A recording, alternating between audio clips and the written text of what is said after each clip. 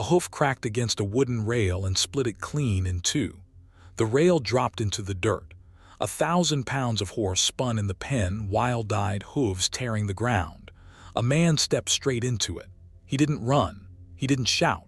He put one hand out flat, low and slow, and moved toward the animal that could have killed him with a single kick. The mare reared. Her front legs came up over his head. He held his ground. Most men would have jumped the fence and left her to burn off the fear alone. Silas Bram was not most men. 3 years he had trained horses no one else would touch, and 3 years he had loved a woman he never once mentioned. What would a man like that do when the thing he never dared want offered itself? Stay with me on this one. Silas Bram lived at the far end of the valley, past where the wagon road gave out and turned into a cow path. He had a low cabin, a barn that leaned a little to the north, and 40 acres of grass nobody else had wanted. That suited him fine. He'd bought the place cheap and spent the years since turning wild horses into gentle ones. Men came from 3 counties to bring him the animals nobody else could handle. The biters, the kickers, the ones that had been beaten so hard by their last owner that they'd stopped trusting anything with 2 legs. Silas took them all, and one by one he brought them back. Here's the thing about Silas. He never raised his voice, not to a horse and not to a man. He had a scar that ran from his left ear down under his collar, and folks in town told all kinds of stories about how he got it. Most of those stories were wrong. He never bothered to correct anybody. He figured a man's business was his own. He kept his mouth shut so long and so often that half the people in Cedar Gulch had never heard him say more than 5 words at a stretch. He'd had a wife once, Etta.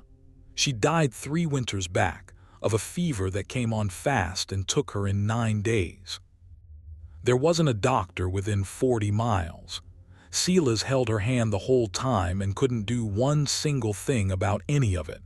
After that, he stopped going to church. He stopped coming to the town socials. He stopped just about everything except the horses. The horses didn't ask him how he was holding up. The horses didn't look at him with that soft, careful pity that made him want to crawl out of his own skin. And then there was Della Prescott. She came to Cedar Gulch 2 years after Etta died, to teach at the little one-room schoolhouse on the edge of town. Silas first saw her at the mercantile, counting coins into the storekeeper's hand for a sack of flour and a box of chalk. She had a plain brown dress and a way of standing straight that made you think she'd made up her mind about something a long time ago and never once regretted it. She thanked the storekeeper by name. She thanked the boy who carried her sack. Silas stood by the door with his hat in his hands and forgot, for a second, what he'd come in for.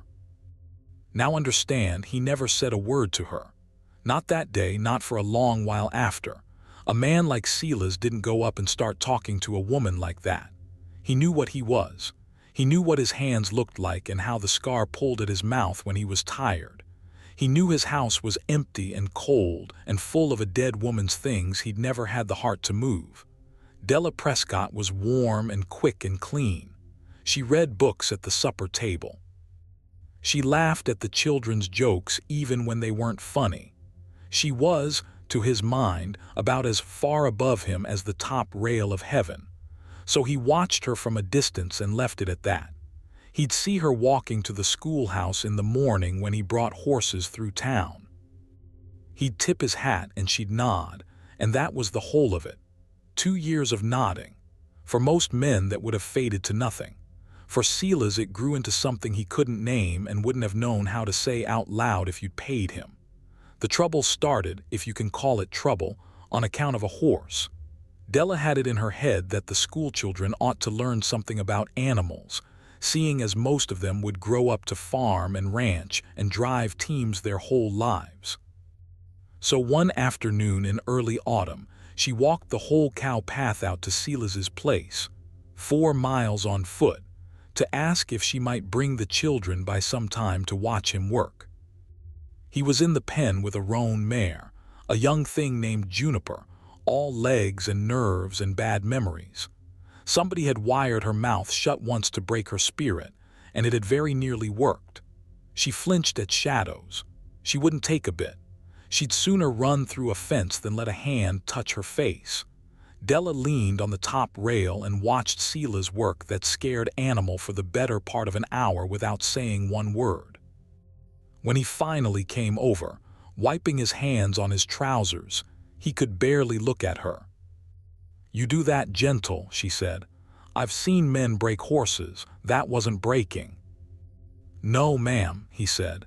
"You don't break a thing that's already been broke. You just show it you won't." She looked at him for a long moment, longer than a nod. Then she asked about the children, and he said yes before he'd even thought it through, and that was how a schoolteacher started coming out to a horse trainer's ranch in the last warm weeks before the snow. She didn't just bring the children.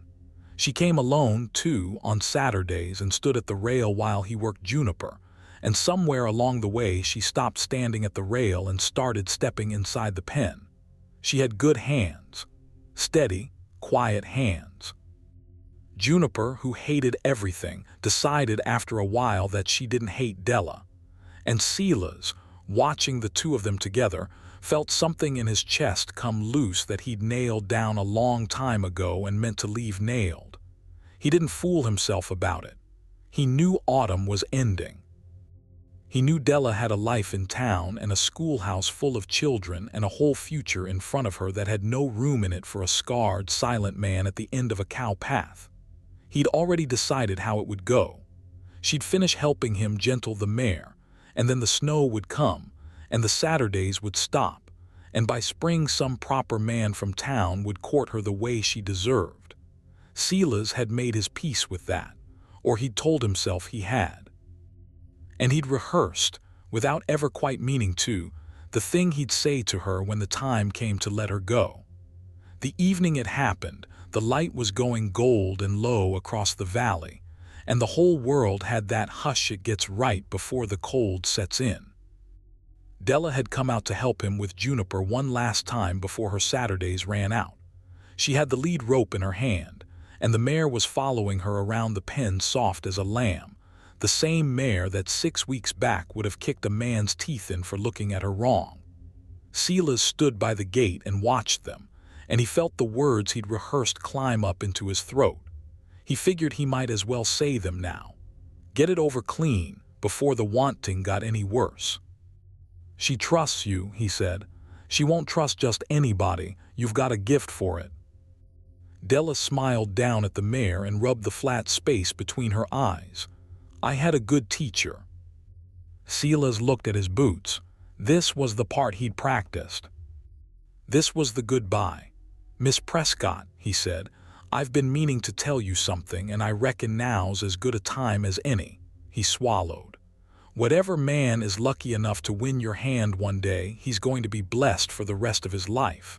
A woman like you doesn't come along but once. I hope you know that. I hope whoever he is, he knows it too." He meant it kind. He meant it as a door closing soft, the way you'd close a door on a sleeping child. He figured she'd smile and thank him, and that would be the end of the whole quiet business between them, and he could go back to his horses and his empty house and be grateful he'd said the decent thing. But Della didn't smile. She stood real still. Then she set the lead rope down in the dirt, careful, like she was laying down something she'd been carrying a long way. She turned and looked at him square, the last of the gold light on her face, and when she spoke, her voice was so soft he almost lost it under the wind.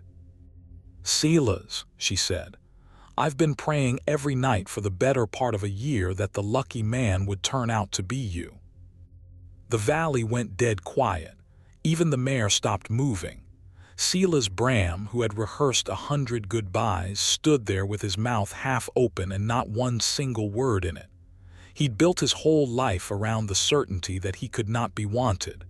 And here was this woman, plain as sunrise, telling him he was wrong. He didn't move for a long moment. He couldn't. Then Juniper, of all things, walked up behind him and pushed her nose into his shoulder, gentle, the way he'd taught her to trust, and it was like the mare herself had given him a shove. Silas reached out and took Della's hand. Her fingers closed around his, warm and steady, those same quiet hands. And for the first time in 3 years, the man who never had anything to say found he didn't need to say a thing at all. They stood like that as the sun went all the way down and the first stars came out over the ridge. Neither of them let go. Juniper cropped grass beside them, and the cold came on soft, and for a little while the whole world seemed like it had finally, after a very long time, decided to leave two people alone to be happy. That should have been the end of it. A quiet man, a good woman, a horse that learned to trust again. If you've ever waited years for something and finally felt it settle warm in your hand, you know exactly how that evening felt. And if you're still with me, do me a kindness and hit that subscribe button, because this is where the story turns, and it doesn't turn the way either of them thought it would. Because Cedar Gulch had a man in it named Harlan Boyd.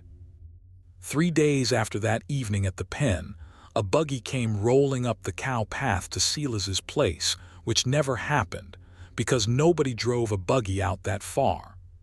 Harlan Boyd owned the mercantile, half the buildings on the main street, and the mortgage on more than one ranch in the valley. He sat on the school board. He was the man who'd hired Della Prescott, and he was the man who signed her wages every month. He was also, though Silas didn't know it yet, a man who'd had his own eye on the schoolteacher for a good long while, and who did not lose things gracefully. Boyd climbed down from the buggy in a clean gray coat and looked around Silas's yard the way a man looks at something he's thinking of buying and finding cheap.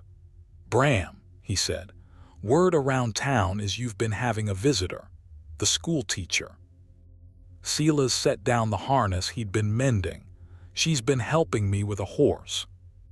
"A horse?" Boyd smiled, and it wasn't a kind smile. "Well now, you ought to know something, being as you keep to yourself out here. Miss Prescott's contract with the school board has a clause in it, a morality clause.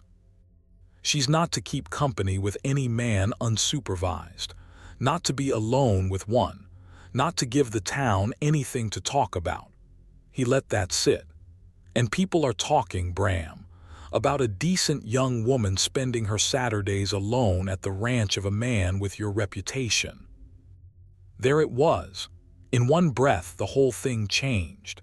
This wasn't two people in a horse pen anymore. This was the school board and a contract and a town full of tongues and a rich man who signed the checks. Silas felt the ground shift under him. He'd been ready to lose Della because he wasn't good enough for her. He was not ready to be the reason she lost everything she'd built. "She hasn't done anything wrong," Silas said. "Wrong doesn't come into it," Boyd said. "Only how it looks. The board meets Friday. If it comes up, and it will, I'll see to that they'll vote to dismiss her. No school in the territory hires a teacher let go for improper conduct. She'll be finished. She came out here from Ohio with nothing, Bram. No family, no money to fall back on. You take her position, you take her whole life." He climbed back into the buggy and gathered the reins. "Now, there's a way this doesn't happen. She stops coming out here. She lets a respectable man call on her proper in town where folks can see it's all above board, a man who can give her a real home." He didn't have to say who he meant. "You care about her. You'll do the decent thing and step aside. You've done the decent thing before, I hear. Do it again."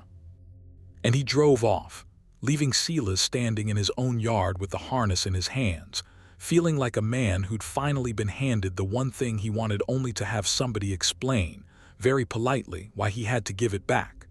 Now Silas thought on it a long time that night, the way he thought on everything, slow and quiet. And the more he thought, the worse it got, because Boyd wasn't wrong about the facts. Della had come west with nothing. That school was her whole standing in the world.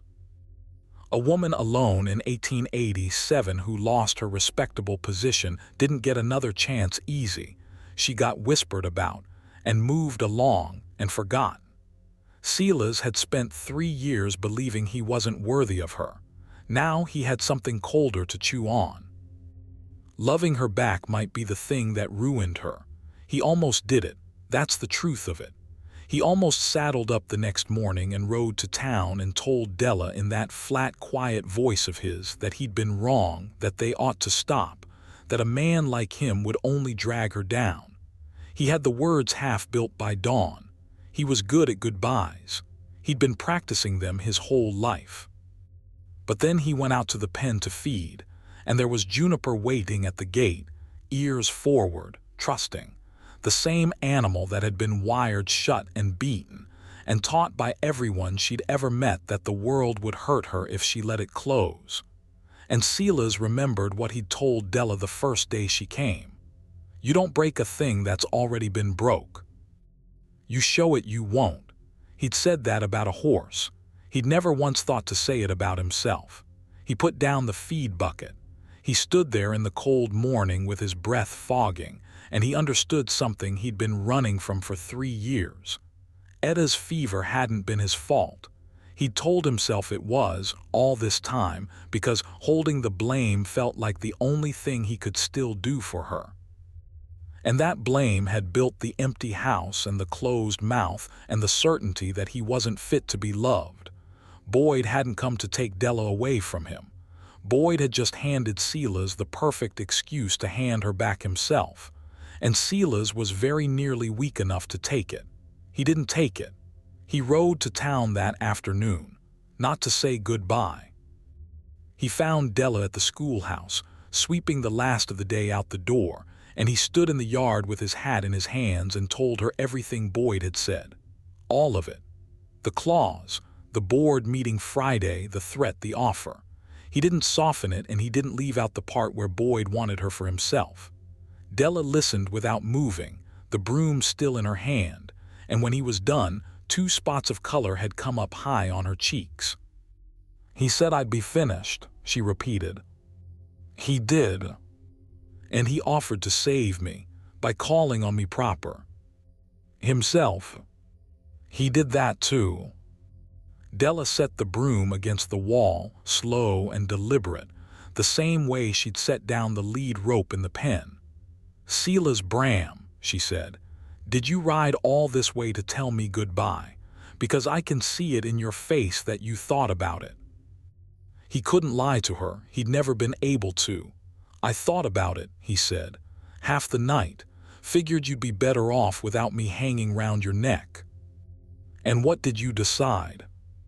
Silas looked at her, this woman who'd walked 4 miles on a cow path to ask a favor and ended up gentling something in him nobody else had ever reached.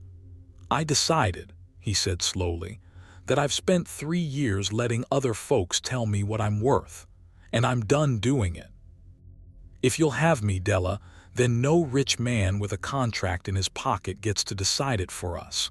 But I won't let you lose that school on my account. So we don't do this quiet.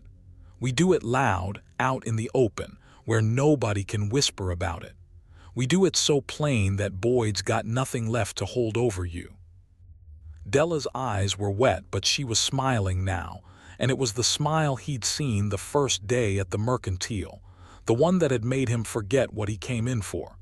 You mean, she said, you're asking me to marry you? I reckon I am, said Silas. I'm no good at it, but I mean it more than I've meant anything. Then Friday, said Della, we go to that board meeting together. And we tell them the truth before Harlan Boyd can twist it. Friday came cold and bright. The school board met in the back room of the Mercantile, Boyd's own building, which tells you how the deck was stacked. 5 men sat at a long table. Boyd sat in the middle, calm as a cat, a paper in front of him that everybody in the room knew was Della's contract with that clause underlined. He'd let it be known all week that a certain matter of a teacher's conduct would be brought before the board. The room was full. Half the town had come to watch a young woman get shamed. Then the door opened, and Della Prescott walked in with Silas Bram at her side, not trailing behind him, beside him. She had her chin up and her hand tucked through his arm, and Silas, who had never in his life walked into a room full of people if he could help it, walked into that one like he had every right to be there. Which he'd finally decided he did. Boyd's face went tight for just a second before the smile came back. "Miss Prescott," he said, "this is a board matter. I'm not sure it's proper for you to bring company." "It's more than proper," Della said, and her schoolteacher voice carried clear to the back of the room. "It's the whole point. You called this meeting to discuss my conduct. Well, here I am, and here's the man I've been keeping company with, and we've come to save you the trouble of guessing. We're to be married, openly, in the church. With the whole town invited, yourselves included. There's nothing to whisper about, gentlemen, because there's nothing hidden." A murmur went through the room. Boyd's knuckles went white on the paper. "The clause," he started, "forbids a teacher from unsupervised." "The clause," said Della, "forbids conduct that brings shame on the school. A woman marrying a hard-working, respectable man in her own church in front of God and everyone brings no shame on anything. Unless you mean to tell this board that an honest marriage is a scandal. Do you, Mr. Boyd? Say it plain if you do." Boyd could not say it plain. He looked around the table and saw it in the other men's faces. Old Tom Rourke, whose colt Silas had saved 2 winters back. The widow Hensley's boy, who'd sat in Della's schoolroom and learned to read for the first time in his life. These men knew the truth. They just needed somebody to stand up and say it before Boyd's version got to them first. But Harlan Boyd was not a man to fold on one hand. He set the contract down, folded his own fingers together, and turned his eyes on Silas. If he couldn't shame the woman, he'd break the man. "Marriage," he said, soft now, almost pleasant. "A fine thing. And what exactly does the groom bring to it? Let's speak plain, since the lady likes plain. Silas Bram. A man half this town crosses the street to avoid. A man carrying a mortgage of his own on 40 acres of scrub." He tapped the table. "I hold that note, Bram. Bought it off the bank 2 days ago. So let's talk about what happens to a man who can't make his payment come spring. You want plain. Here's plain. You marry her, I foreclose, and the 2 of you can be openly, respectably homeless together by the first thaw." There it was, the last card, and it was a hard one. The room went quiet. Silas felt every eye turned to him, the silent man, the one who never spoke, and he knew that whatever he said in the next breath was the thing this whole long road had been driving toward. Silas set his hat down on the table. He looked at the note in Boyd's hand, then at Boyd, and when he spoke, his voice was quiet, but it filled the whole room because it had waited 3 years to say something worth saying. "You want to talk plain, Mr. Boyd, then let's talk plain. You bought my note to own me. I understand that. It's how you get most everything you've got. But you made one mistake." He turned slow and looked around at the men at the table, at the townsfolk packed against the wall. "Every man in this room has brought me a horse. Tom, your colt with the bowed tendon. Vernon, that stud nobody could saddle. Half of you have handed me an animal you'd given up on and gotten it back better than new. You trust me with your horses. You trust me with the thing that plows your fields and carries your children. But you'll cross the street rather than say good morning because of a scar and a story that isn't even true." He let that sit. "I never corrected the story because I didn't figure I was worth the trouble. Well, a better person than me spent a year praying I'd figure out I was wrong about that. So here's the truth.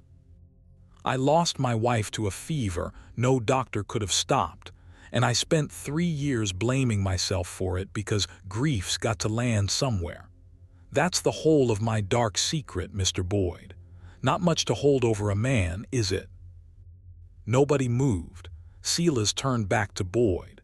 "As for the note, you foreclose come spring, that's your right, you bought it fair. But I've got 12 horses in my barn that men rode 100 miles to bring me, and a mare in my pen that 3 trainers gave up on before she came to me. You can take my land, Harlan. You can't take my hands, and you can't take the one thing you've been trying to buy since you drove out to my place, which is her." He looked at Della, and his voice dropped soft. "She already chose. You just don't like the answer." For a moment Harlan Boyd sat there with his mouth working and nothing coming out. And then old Tom Rourke stood up at the end of the table, slow on account of his bad hip. "Harlan," he said, "put the note away. Man saved my colt for the price of a handshake. You try to foreclose on Sela's Bram come spring. You'll do it without a single hand in this valley willing to work your fields. I'll see to that myself." One by one, other men nodded. The widow Hensley from the back said clear as a bell, "That man taught my boy to read when nobody else would bother. You leave them be." The room, which Boyd had packed to shame a woman, had turned all the way around on him. Harlan Boyd was a smart man, and a smart man knows when a hand is lost. He picked up the contract, and he picked up the note, and he stood, and he put on the smile that didn't reach his eyes. "The board finds no cause for dismissal," he said stiffly, because he had no other move left, and to say anything else in that room would have finished him worse than it finished them. "Miss Prescott's position stands. Good day." And Harlan Boyd walked out of his own mercantile with everyone watching, and the door swung shut behind him, and it was over. They were married 3 weeks later in the little white church, with the whole town packed into the pews, the same town that used to cross the street. Silas wore a clean coat that Della had let out at the shoulders. He fumbled the ring and dropped it and had to fish it off the floor, and everybody laughed, and for once in his life Silas laughed too. Tom Rourke gave the bride away, on account of she had no father to do it. The widow Hensley cried. Harlan Boyd was not there, and nobody missed him. He sold the note back to the bank that winter at a loss and turned his attention to matters more likely to go his way. Silas never did lose the ranch. The horses saw to that, the way he'd said they would. By the second spring, men were bringing him animals from clear across the territory, and Della kept teaching, and the two of them built something at the end of that cow path that neither had believed they'd ever have. She moved Etta's things at last, not thrown out but folded careful into a trunk in the loft, honored and set aside, so the house could stop being a grave and start being a home. Silas let her do it. It was time. He talked more after that, not a lot. He was never going to be a talker, but he'd learned that the words a man saves up his whole life are worth more when he finally spends them, and he spent them on her, a few at a time, the way you'd earn a scared horse's trust. Every evening he'd tell her one true thing he'd never told anybody. And every evening she'd listen the way she'd listened at the rail that first day, quiet and steady, and Juniper would crop grass in the pen beyond. Gentle as anything, living proof that a broken thing can learn to trust again if somebody just shows it they won't quit. Years later, when their own children asked how the two of them came to be married, Della would tell it the same way every time. She'd tell about the scared roan mare and the 4-mile walk and the Saturdays. And she'd tell about the evening the sun went gold, and a quiet man told her that whoever married her would be lucky, meaning it as a goodbye. Then she'd smile, and she'd reach over and take her husband's rough hand the way she had that night in the pen, and she'd say the words that changed both their lives. "And I told him," she'd say, "that I'd been hoping the lucky man would turn out to be him. And do you know, children, your father didn't say one word back. He just took my hand. Some things a man doesn't need to answer with talk." And Silas, older now, the scar faded soft, would look at the woman he'd waited 3 years to believe could ever want him, and he'd think that the truest thing he ever learned, he learned from a horse. You don't break a thing that's already been broke. You just, patient and quiet, and for the rest of your days, show it you won't.